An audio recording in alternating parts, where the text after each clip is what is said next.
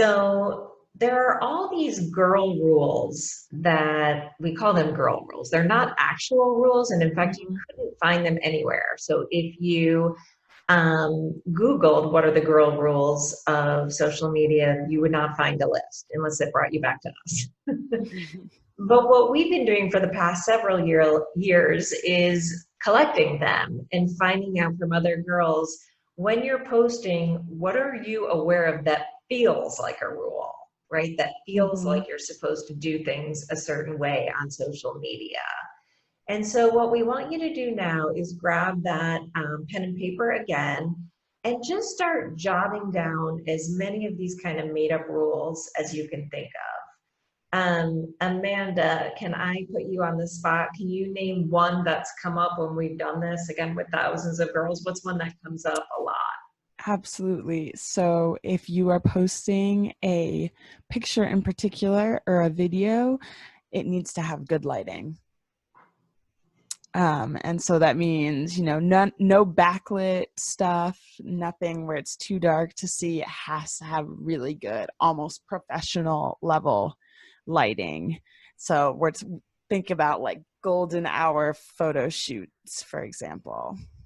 That's a good one. One more example of one that comes up a lot is how many times you can post a day, right? Like if you post Mm. more than 2 times a day, what does that mean about you? Like 1 to 2 times seems okay, but when you start getting far more, it's thirsty, right? So that would be an Mhm. example of another rule.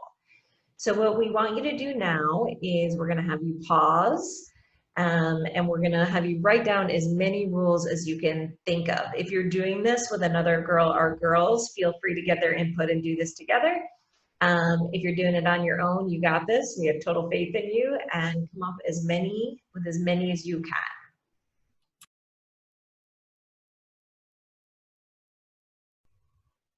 So hopefully you have paused and written down your list. And now we want to share with you some of what we've heard from media girls in schools that we've worked with. So these are just some of the unspoken rules, and I think we could probably fill an entire book at this point. So as Amanda said, taking pictures with the appropriate perfect lighting, Mm-hmm.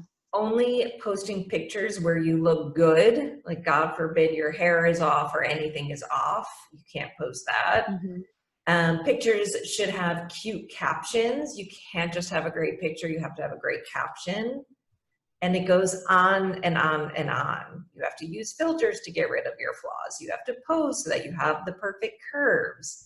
Make Mm-hmm. sure everyone in the pic looks good, not just you, everyone has to sign off on it, right? Keep up with snap streaks. Selfies are okay, but only every once in a while on Insta.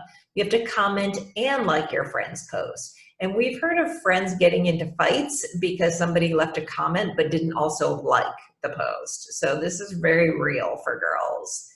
Only post posed photos. Even candids shouldn't actually be Mm-hmm. candid. They should just seem candid.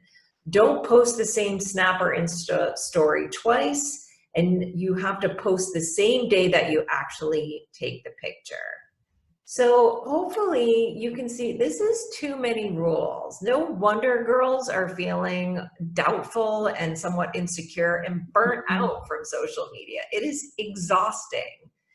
We are, And even if you don't agree with all of these rules, that's not the point. The point is that you were able to come up with some rules yourself. And that just shows how even if your rules are different than these rules, you still knew that there were rules to follow.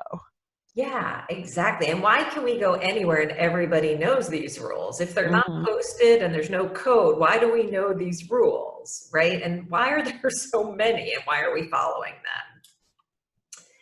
So let's take that first question. Who's making these rules?